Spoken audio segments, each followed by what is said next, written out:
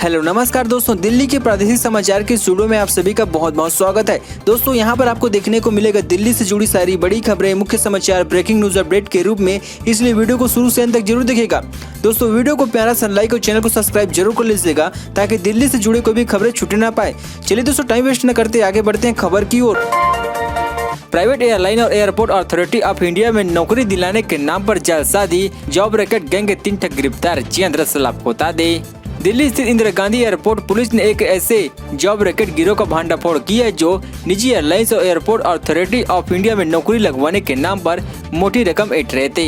यह gang social media पर airport authority of India में डायरेक्टर भर्ती जैसे लुभावने विज्ञापन देता था, साथ ही अपने संपर्क नंबर और मेल ID वगैरह भी देते थे। जैसे कोई शिकार जाल में फंसता था, यह गैंग आवेदन form, registration money, airport entry पास, फीस, नियुक्ति पत्र, इंटरव्यू कॉल लेटर इत्यादि भिजवाने के नाम पर धन वसूली करते थे। यह गैंग कभी भी शिकार से आमने सामने नहीं मिलता था। शिकार को जाल में पूरी तरह से फंसता देखकर यह जालसाज उसके खाते में या फिर अन्य ऑनलाइन माध्यमों से रकम को अपने खाते में मंगवा लेते थे।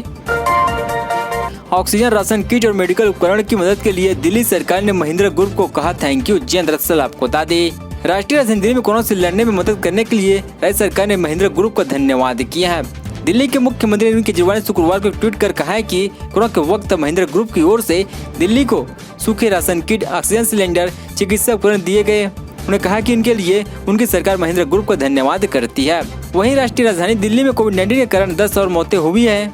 वहीं गुरुवार को संक्रमण के 158 नए मामले सामने आए थे तथा संक्रमण का दर गिर कर 0.20% हो गई है। स्वास्थ्य विभाग द्वारा जारी आंकड़ों में जानकारी सामने आई है।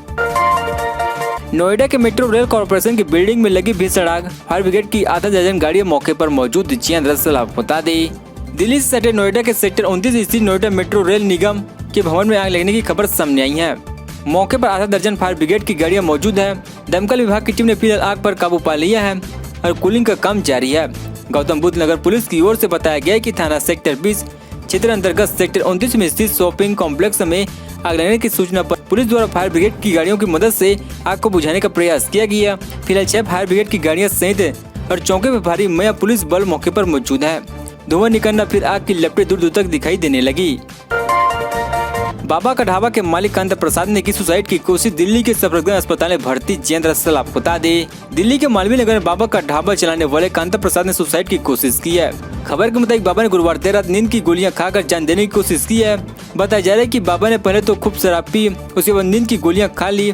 नाजुक हालात में उन्हें सफदरजंग अस्पताल में भर्ती कराया गया था। फिलहाल बाबा खतरे से बाहर है। वहीं पुलिस से कहना है कि बाबा की सुसाइड की कोशिश की वजह से अभी साफ नहीं है। मामले की जांच की जा रही है। यह घटना गुरुवार रात 10:30 बजे के आसपास हुई है। कांता प्रसाद की पत्नी बतामी देवी ने बताया कि जहां उन्होंने रेस्टोरेंट खोला था उस जगह का किराया 1 लाख रुपए था। वही आमदनी सिर्फ 35,000 रुपए की थी। इसलिए बाबा कुछ समय से परेशान चल रहे थे और उन्होंने खुदकुशी की कोशिश की। उमस भरी गर्मी से मिल सकती है राहत, अगले 2 दिन भी हल्की बारिश का अनुमान। दरअसल आपको बता दें, दिल्ली में शुक्रवार सुबह उमस भरी और न्यूनतम तापमान 25.1 डिग्री सेल्सियस रहा, जो इस मौसम में औसतन से 3 डिग्री कम है। सुबह 8:30 बजे हवा में नमी 71% थी। मौसम विभाग ने आंशिक रूप से बादल छाए रहने, हल्की बारिश या गरज चमक के साथ छीड़ा पड़ने का भी अनुमान जताया है। अधिकतम तापमान 38 डिग्री सेल्सियस के आसपास रहने का अनुमान है। अगले 2 दिन भी दिल्ली में हल्की बारिश व तेज हवा चलने के अनुमान है। इस दौरान अधिकतम तापमान 37 डिग्री सेल्सियस और न्यूनतम तापमान 27 डिग्री तक रहने के अनुमान है। 20 जून को तापमान में और गिरावट होने की उम्मीद है।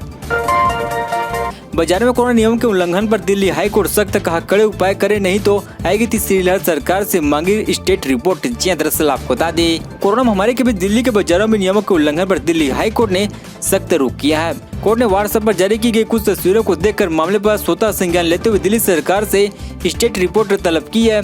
बाजार में कोरोना नियमों का पालन न किए जाने पर हाईकोर्ट ने सख्ती दिखाते हुए कहा कि इस मामले सभी एजेंसियों को कड़े कदम उठाने की जरूरत है। कोर्ट ने कहा कि कोरोना महामारी के बीच नियमों का पालन करना बहुत जरूरी है। प्रोटोकॉल के इस तरह के उल्लंघन से कोरोना की तीसरी लहर और भी तेज हो जाएगी। इस बात की अनुमति बिल्कुल नहीं दी जा सकती। हाईकोर्ट ने कहा कि तस्वीरों को देखकर पता चलता है कि बाजारों में लोग मास्क नहीं पहन रहे हैं, साथ ही सोशल डिस्टेंसिंग का भी पालन नहीं किया जा रहा है। दोस्तों अभी तक हमारे चैनल को सब्सक्राइब जरूर कर लीजिएगा ताकि आपको दिल्ली से जुड़ी सारी बड़ी खबरें इसी तरह से मिलते रहे। इस लाइन पर पहली और आखिरी मेट्रो का टाइम बदला, जाने नया शेड्यूल। दरअसल आपको बता दें, दरअसल दिल्ली मेट्रो ने ग्रीन लाइन पर चलने वाली पहली और आखिरी ट्रेन के समय बदलाव किया है। दिल्ली मेट्रो के मुताबिक ग्रीन लाइन के ब्रिगेडियर होशियार सी मेट्रो स्टेशन के इंदिरा लोक स्टेशन के बीच चलने वाली पहली ट्रेन सुबह 7 बजे से और कीर्ति नगर के लिए ट्रेन 7:18 पर मिलेगी, जबकि इंद्रलोक और कीर्ति नगर स्टेशन से brigadier Hoshiyar Singh metro station के लिए ट्रेन का सुबह 7:25 पर चलेगी। ग्रीन लाइन पर दिल्ली मेट्रो की यह सेवा सोमवार से शनिवार तक जारी रहेगी, जबकि शनिवार के दिन पहली मेट्रो चलने का समय घंटा और बढ़ाया जाएगा। एम्स में यहाँ से ओपीडी सेवा शुरू, ऑनलाइन करना होगा रजिस्ट्रेशन। जी दरअसल आपको बता दें, कोरोना संक्रमण के घटते मामलों के बाद आज से एम्स में ओपीडी सेवा दोबारा से शुरू हो गई है। मरीजों को इलाज के लिए ऑनलाइन माध्यम से ही अपना पंजीयन करना होगा। इलाज के लिए पहुंचने वाले मरीजों को कोविड से बचाव के नियमों का सख्ती से पालन करना होगा। राजधानी दिल्ली स्थित अखिल भारतीय आयुर्वेदिक संस्थान ने अपने सामान्य एवं निजी वार्डों और अपने सभी केंद्रों में मरीजों की नियमित भर्ती और सर्जरी तत्काल प्रभाव से फिर से शुरू करने का फैसला किया है। यह जानकारी अस्पताल प्रशासन के एक आदेश में मिली है। बीते बुधवार को अखिल भारतीय आयुर्वेदिक संस्थान की ओर से जारी आदेश में कहा गया है कि यह निर्णय कोविड-19 रोगी के अस्पताल में भर्ती होने की आवश्यकता में कमी और दिल्ली सरकार द्वारा लॉकडाउन में ढील दिए जाने को देखते हुए लिया गया है। बुजुर्ग की पिटाई करने के मामले ट्विटर इंडिया के एमडी को यूपी पुलिस ने भेजा लीगल नोटिस। वीडियो रीट्वीट करने वालों की पूरी लिस्ट मांगी। जी दरअसल आपको बता दें, गाजियाबाद में हमले के वीडियो के मामले में ट्विटर इंडिया के एमडी को उत्तर प्रदेश पुलिस ने लीगल नोटिस भेजा है। यह नोटिस थाना प्रभारी की ओर से जारी किया गया है और एमडी मनीष महेश्वरी को 7 दिन के भीतर थाने आकर बयान दर्ज कराने के लिए कहा गया है। नोटिस जांच अधिकारी की ओर से जारी किया गया है। यह मुंबई स्थित कार्यालय के पते पर भेजा गया है। मीडिया रिपोर्ट के मुताबिक इससे पहले पुलिस ने 12 बिंदुओं पर जानकारी मांगी, जिसमें पुलिस ने धार्मिक उन्माद फैलाने के केस में नामजद किए गए आरोपियों की जानकारी मांगी। साथ ही आपत्तिजनक ट्वीट को रीट्वीट करने वाले लोगों की सूची उपलब्ध कराने को भी कहा गया है। ट्विटर को जवाब देने के लिए 15 दिन का समय दिया गया है।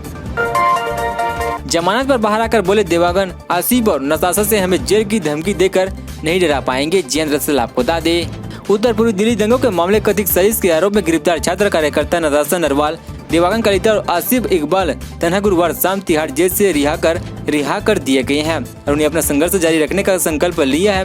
जेल से उनके बाहर आने के कुछ घंटे पहले एक अदालत ने उत्तर पूर्वी दिल्ली दंगे साजिश मामले तुरंत उसकी रिहाई का आदेश दिया था। 2 दिन पहले दिल्ली हाईकोर्ट ने गैर कानूनी गतिविधि रोकथाम कानून के तहत पिछले साल मई में गिरफ्तार नताशा नरवाल, देवांगन कालिता और आसिफ इकबाल तन्हा को जमानत देती थी। छात्र कार्यकर्ता नताशा नरवाल, देवांगन कालिता और आसिफ इकबाल तन्हा उत्तर पूर्वी दिल्ली दंगों के मामले में कथित साजिश के आरोप में गिरफ्तार किया गया था। शादी के 1.5 महीने बाद घर में पड़ा मिला महिला का शव, पति ने कबूला गुनाह, बताइए वजह। जी दरअसल आपको बता दें, यूँ तो अपराध की दुनिया में उतरा इंसान कब कहां किस घटना को अंजाम दे बैठे पहले से कह पाना किसी के लिए भी मुश्किल बात है।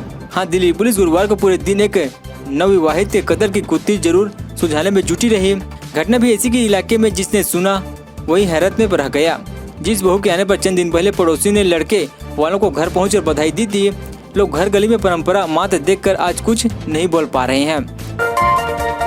19 जून को फोर्सिड गुड़गांव और मोहाली में मिलेगी स्पुतनिक वी, जाने क्या होगी कीमत। जी दरअसल आपको बता दें, private hospital chain Fortis health care गुरुवार को घोषणा की कि कोरोना की वैक्सीन स्पुतनिक वी गुड़गांव और मोहाली में स्थित उनके हॉस्पिटल में उपलब्ध रहेगी। उन्होंने बताया कि सरकारी दिशा निर्देश के मुताबिक वैक्सीन का भंडार सीधे रेड्डी लेबोरेटरी से खरीदा गया है, मोहाली में उपलब्ध होगी। उन्होंने कहा कि आने वाले दिनों में चरणबद्ध तरीके से पायलट प्रोजेक्ट के तहत 11 शहरों के फोर्टिस हॉस्पिटल में वैक्सीन उपलब्ध होगी। दोस्तों, खबरों का सिलसिला बस यहीं तक। दोस्तों, वीडियो की जानकारी आपको लाइक कीजिए। दोस्तों, आप दिल्ली निवासी हमारे चैनल को सब्सक्राइब कीजिए ताकि दिल्ली से जुड़ी सारी बड़ी खबरें आपको इसी तरह से मिलते रहे। चलिए दोस्तों, अगले वीडियो में मिलते हैं। जय हिंद, जय भारत।